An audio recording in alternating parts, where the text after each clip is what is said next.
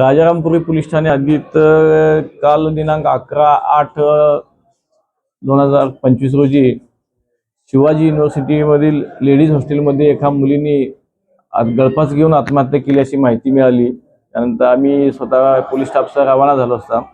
मयत मुलीचं नाव आहे गायत्री पंढरीनाथ रेडेकर, वय वर्ष 21, राहणार मुक्काम पोस्ट सांगलीवाडी, तालुका मिरज, जिल्हा सांगली।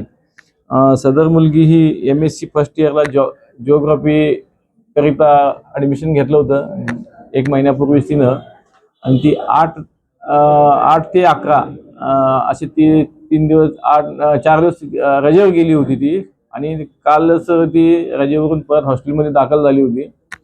दाखल झाल्यानंतर ती दुपारी ती कुणाशी तर फोनवर बोलता असतानाच रडत होती असं तिथल्या शेजारी मुलीने सांगितलं, आणि त्याच्यानंतर ते एकदम तिने आतने कडी लावून घेतली आणि स्वतःच्या ओढणीने गळफास लावला पंख्याला आणि तिने आत्महत्या केली। तिचा प्राथमिक तपास चालू आहे। प्रत्येक अँगलने आमचा तपास चालू आहे।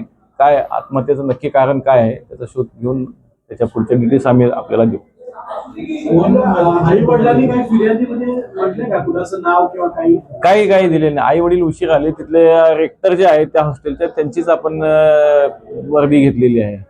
त्या महिला आहे त्या रेक्टर म्हणजे त्या हॉस्टेलच्या आहेत, त्यांचं नाव देतो मी तुम्हाला हवं तर।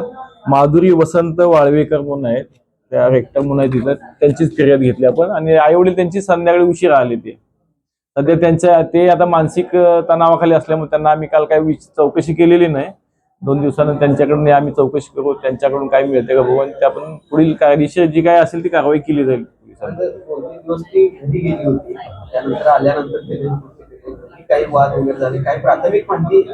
मी घरी तिच्या बहिणीला तिथं काल थोडस विश्वासात विचारण्याचा प्रयत्न केला की बाबा तुमच्या घरी काय वगैरे वादविवाद झाला, त्या तिच्या बहिणीने सांगितले की तसं काही झालेलं नाही, आमचं वाद वगैरे काय झालेलं नाही असं तिने सांगितलेलं आहे।